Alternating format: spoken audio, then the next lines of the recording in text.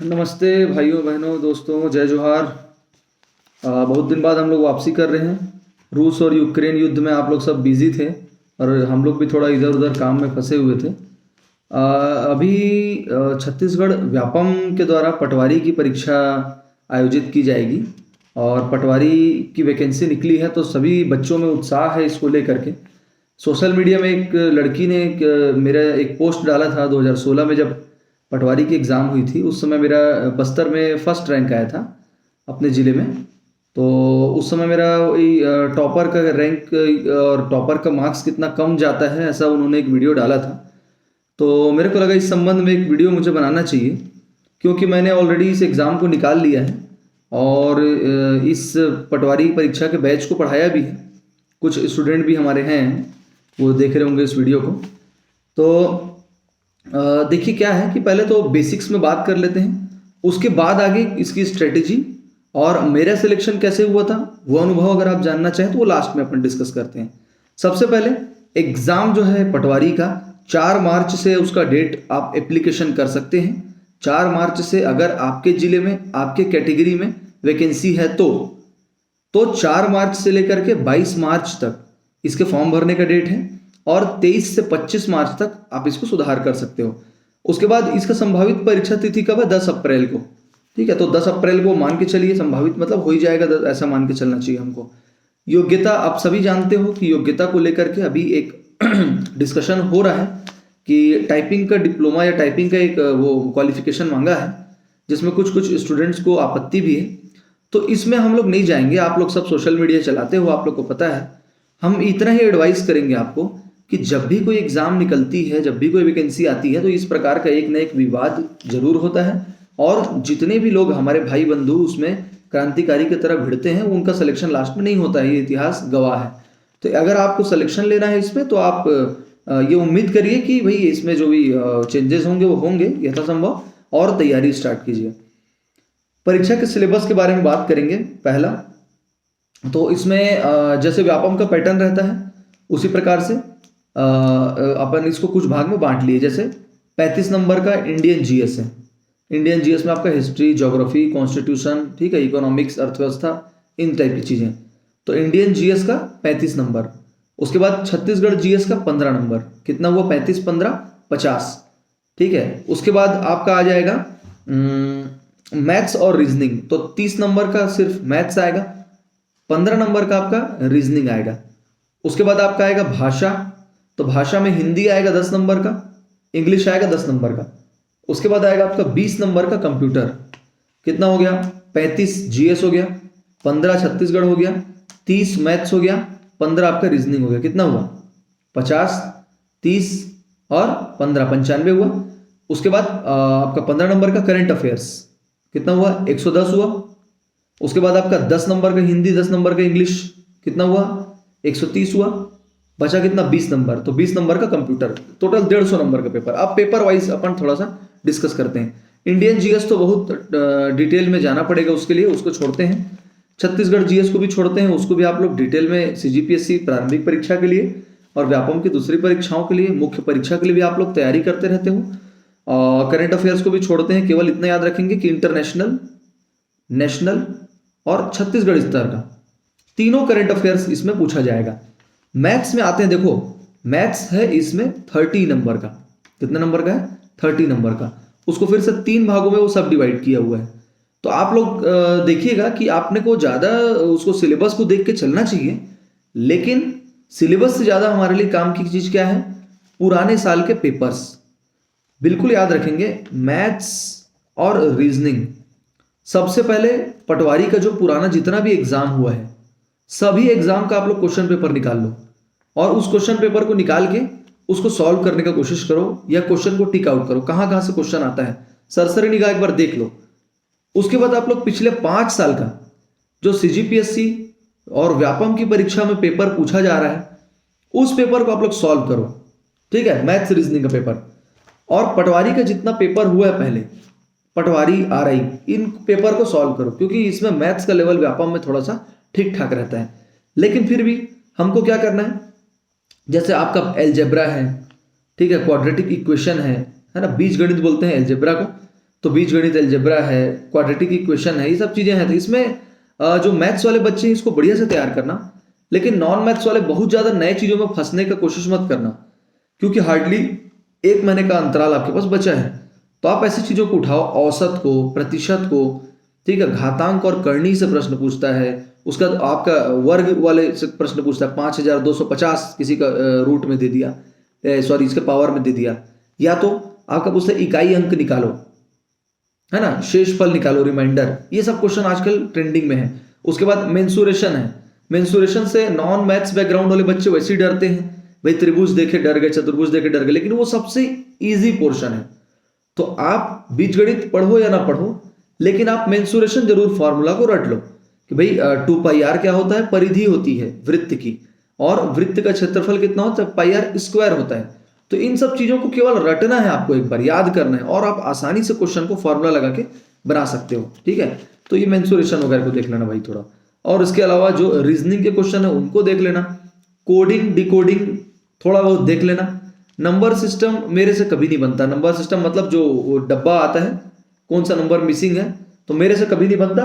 आप लोग अगर ट्राई करना चाहें तो आप कर सकते हैं। त्रिभुज की काउंटिंग ट्रिक को देख लेना एक बार, ठीक है। यूट्यूब में बहुत सारे वीडियोस मिल जाएंगे, या आपके कोचिंग में पढ़ाए होंगे, कोई भैया होंगे उनसे पूछ लेना, ट्रिक्स को पकड़ के चलना। त्रिभुज गिनते बैठोगे तो फिर हो गया। इस बार के सीजीपीएससी प्री में देखे थे ना कैसा त्रिभुज पूछा था, सोशल मीडिया वाले पहले ही उसको गेसिंग कर लिए थे। तो इस टाइप की चीजों में ध्यान देना है अपने को।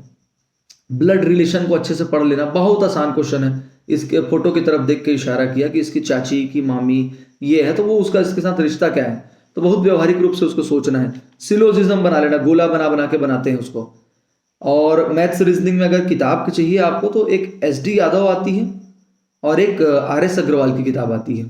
इन दोनों में से SD यादव की किताब थोड़ा सा ज्यादा सरल रहती है, इसलिए प्रिफरेबल है, ठीक है।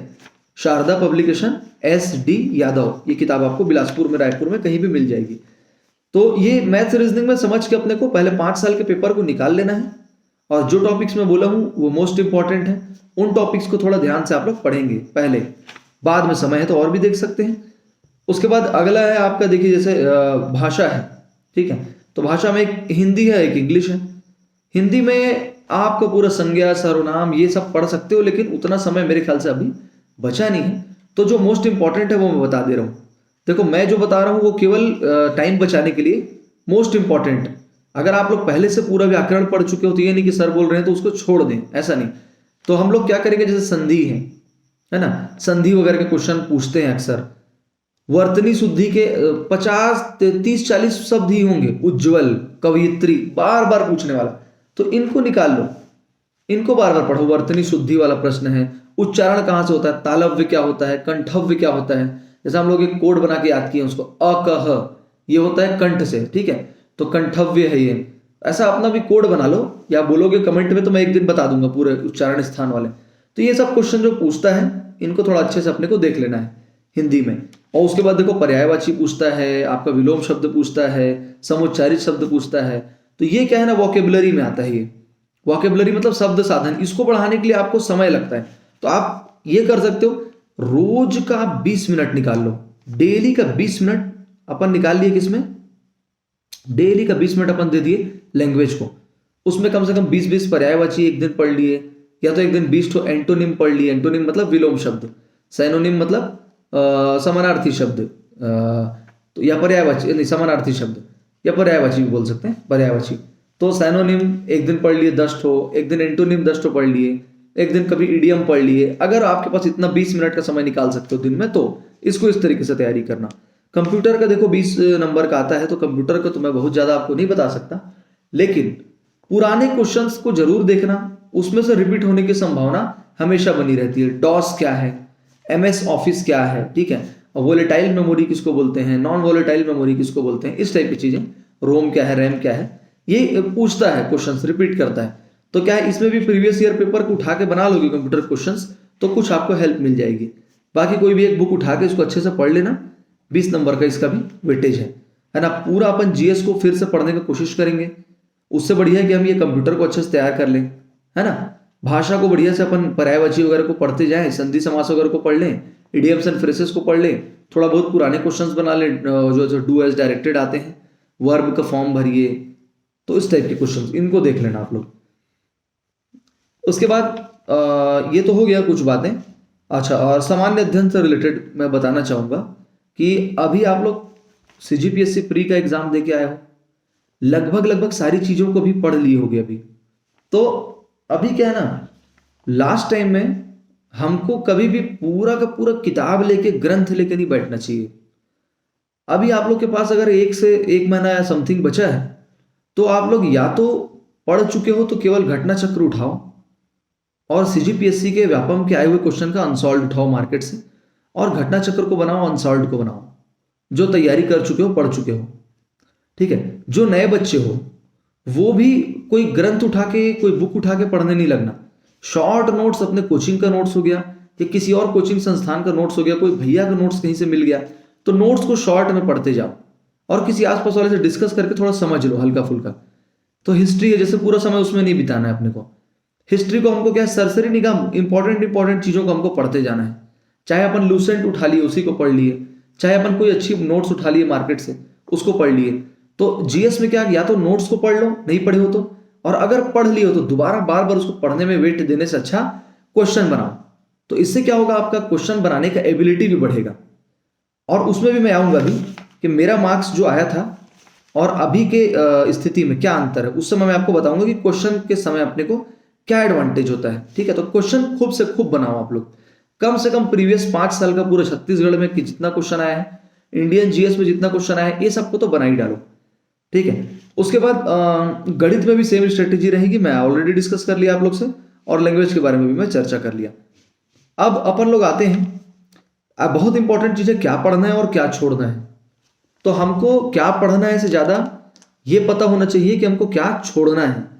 तो क्या छोड़ना है हमको, अनावश्यक के लंबे लंबे फैक्ट को याद रखना। ठीक है, अनावश्यक के लंबे लंबे अभी गद्यांश पढ़ने नहीं बैठना है, कथा कहानी पढ़ने नहीं बैठना है अपने को। बिल्कुल सरल पॉइंटर नोट्स, यील्डिंग मटेरियल पढ़ो। ठीक है, हाई यील्ड मटेरियल पढ़ो। मतलब क्या होता है, ऐसे मटेरियल जो कम मेहनत में हमको ज्यादा रिजल्ट देते हैं। तो हमको ऐसे मटेरियल को फॉलो करना है, जैसे नोट्स है, जैसे हमारा प्रीवियस ईयर अनसॉल्व्ड पेपर है, घटना चक्र की किताब है, इस टाइप की चीजों को जो हाई यील्डिंग मटेरियल है, जिसमें से अगर आपको 6 क्वेश्चन हिस्ट्री से पूछा तो अगर उसको अच्छे से पढ़ लिए हो तो आपका 3 से 4 क्वेश्चन बन जाएगा। ठीक है, फिर देखो इसमें ये नहीं बोलेंगे कि देखिए सर आप तो मतलब ये शॉर्टकट अपनाने बोल रहे हैं। लास्ट टाइम में मार्क्स लाने के लिए हमको शॉर्टकट नहीं बोलते, इसको क्या बोलते हैं, स्मार्ट कट। ठीक है, ये स्मार्ट स्ट्रेटेजी है, ये स्मार्ट तरीके से हमको पढ़ना चाहिए। ठीक है, कॉन्सेप्ट तो पढ़ने का समय शुरू में रहता है जब बेस बनाते रहते हैं अपन लोग। ठीक है, तो ये इस तरीके से हमको करना है। तो क्या छोड़ना है आपको, बिल्कुल अनावश्यक चीजों को छोड़ना है, और पढ़ना क्या है, बार बार पूछे हुए क्वेश्चंस को रिपीट करना है, मैथ्स को अच्छे से कर लेना है, जो क्वेश्चन पूछने का संभावना है उसको। अनावश्यक नए चीज में फंस के अपने को उलझना नहीं है। जो टॉपिक नहीं बन रहा है उसको किसी मैथ्स बैकग्राउंड के लोगों से पूछ लेना है, डिस्कस कर लेना है, अपना कुछ लेके चले जाओ उसके पास, यार मैं तेरे को ये बताता हूँ, और धीरे से अपना एजेंडा फिर उसमें घुसा दो।